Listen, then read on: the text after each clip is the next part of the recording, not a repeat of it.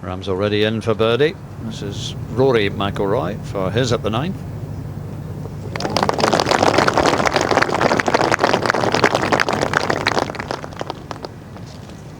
Even par on bogey 1 birdie, not quite what he was looking for, but as the boys have been saying, it back 9 offers a few more scoring opportunities. Well, McIlroy drove the 9th, just over the back in fact, 10 back into the wind. Big stick again.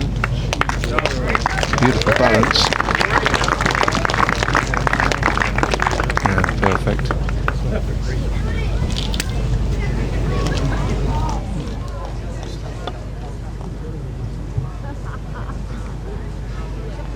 Doesn't happen in every tournament, I promise you. Rory posing for selfies. That's brilliant. Cheers, thank you very much, thank you. There is a different atmosphere and a really nice atmosphere about this great tournament. Rory McIlroy. Second into the short 10th.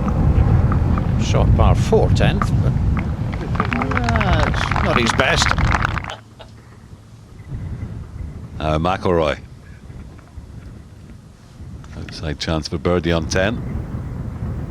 Hatton, remember, won it in 16 and 17. Then last year he was 5 clear going into the back 9. But Bjerregaard got him.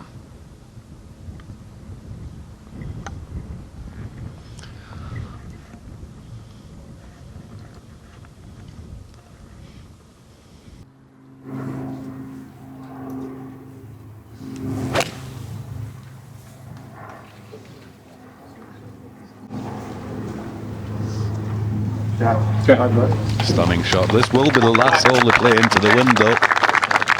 12 right through to 18, all downwind, so lots of birdie chances coming up.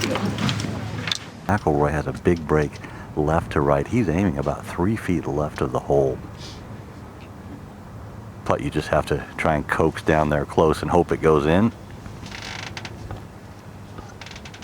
He looks a wee bit frustrated, Jay.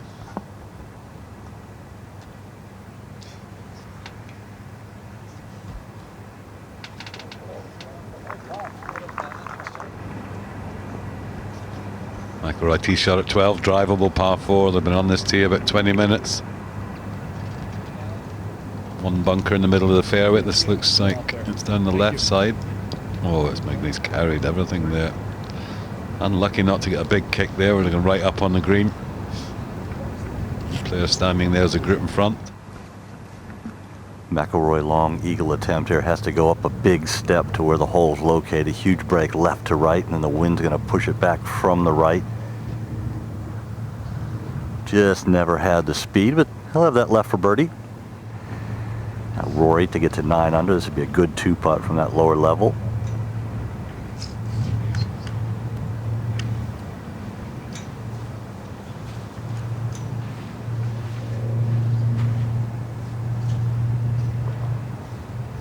That was a wide, wasn't it? Just, yeah. Oof. At that pace, if you hit it 2 inches outside the hole, it's never going to come back. I think it must have had one of those moments. Well, since he's 79 at the Open Championship, he's played 27 rounds, 91 under par with a stroke average of 67.7. It's not bad after that. It's a funny one, downwind 13. It's a very difficult one because there's bunkers you can carry, but then you just bounce into the rough in front of it when it's downwind. Difficult to find a place to hit it.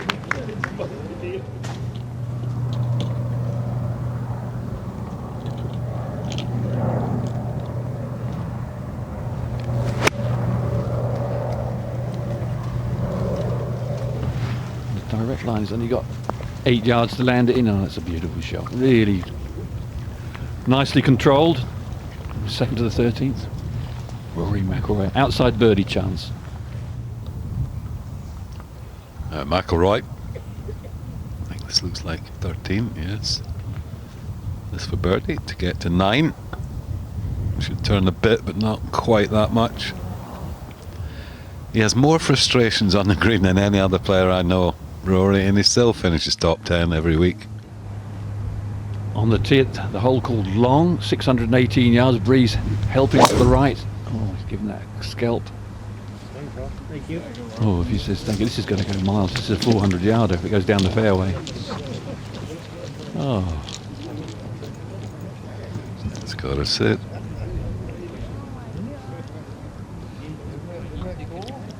Perfect, Ken. That's probably a 6-iron from there. Second to 14, beautiful drive. Launching it up in the air. Still time to get into this. Oh, that was not the kindest bounce. But he's putting straight up the bank, so should get his 4. Eagle chance up the big steep bank, and it's a lot steeper than it looks. Up the hill and down the other side. This for a 3. This for a 3. Oh, good effort, Rory.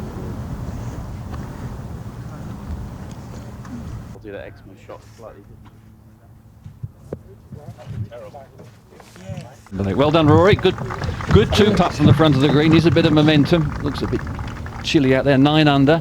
Dad'll be pleased.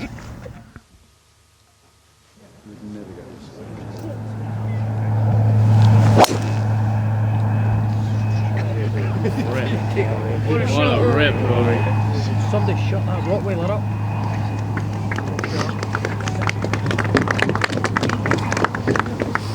One of the very best drivers in the world, McIlroy. That was just a 3-wood to keep it short of those bunkers at probably about 360 or something. So not quite as nature intended then, the layout. No, it was built by him. 129 left at 15 for Rory McIlroy. Oh, just checked up. Would have liked that to take a hop forward.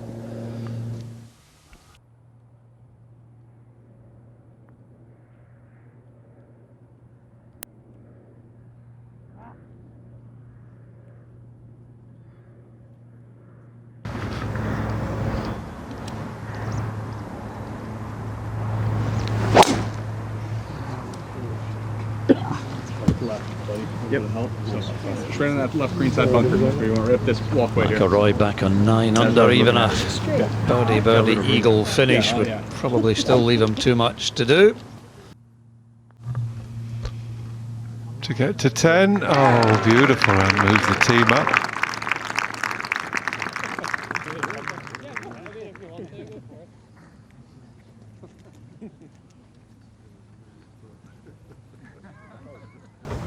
Rory's got the driver here. It's like Wheel of Fortune. Pick a letter, aim for it, and hit over the top of it. A little bit of wind still, as you were saying. A lot of it has dropped. It's about a third of what it was at its peak today. Wouldn't you just like once in your life to hit a drive like that? It's just a touch left. It's going to come back. It's absolutely perfect. Almost identical to Justin Rose. Center of the fairway, basically. Okay, John? He is just about the best driver I've ever. Greg Norman used to be amazing, but Rory McIlroy, if you stood next to it.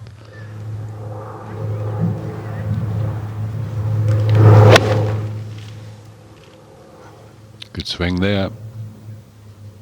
You can say that pretty much every time, but that's going to be, oh, we're going to see a chip here. Oh, this is a shot you do not want. Can almost putt it, I think. Probably has to. This is a touchy one here off a tight line of downslope. Ooh, how about that one, eh? How about that? Skidded it, just pitching the very upslope with the very low bump and just the right flight to let it run out. A little right to left here. Wind aided right to left as well. That was nowhere near. It seemed to line up and then help it on its way. Always fatal, you have to pick a spot and commit.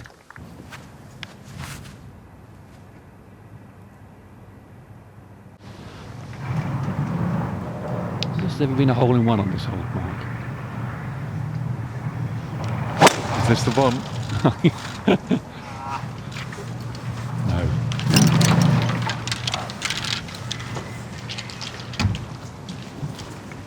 That's perfect, just a little chip up from the left, absolutely spot on for Rory. See, Rory's posture is much better than Jerry's, straighter back. Both takeaways quite similar. It's amazing, isn't it? Considering his posture, Jerry does well to get a decent turn. Rory, massive late hit. Jerry also a reasonable hold of the hit.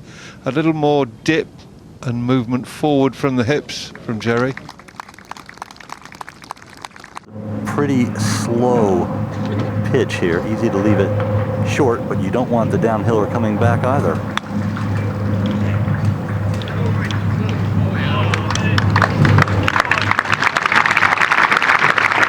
If you can leave yourself a 4-footer, that's probably 4.5, 5-footer. That's probably the angle you'd choose to putt from.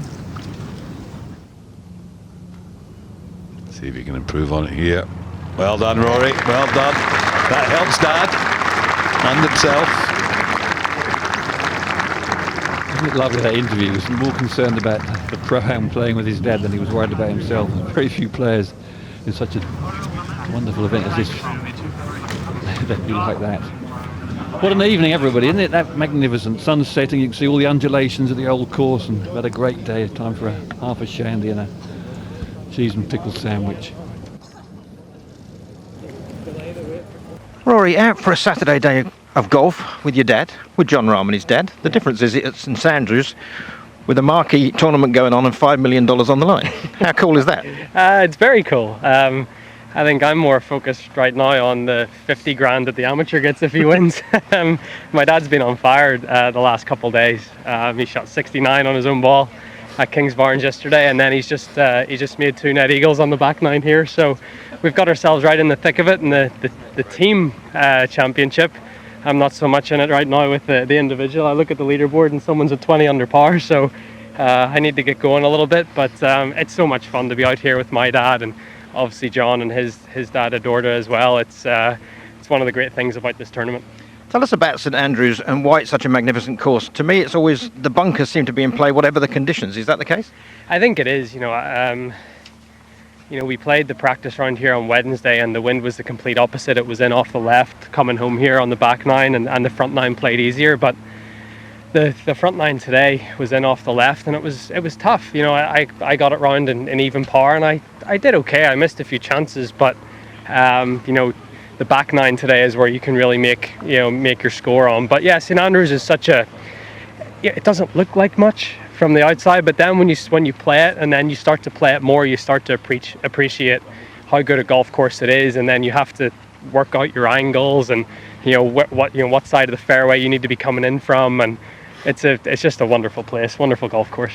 Which of the traits of your character and personality do you get from your dad? The openness, it's funny, like my mum's very reserved, very sort of keeps herself to herself for the most part, and my dad, because of the job that he used to work in the bars and stuff, he was always very open and very would start a conversation with anyone, and that's I think it's good. I've got a balance of both. I'm reserved when I need to be, but I definitely get my openness and my honesty from him. We're delighted you had a conversation with us today. Thanks very much. Cheers, Tim. Thank you. To watch another European Tour video, click here. Or to subscribe, click here.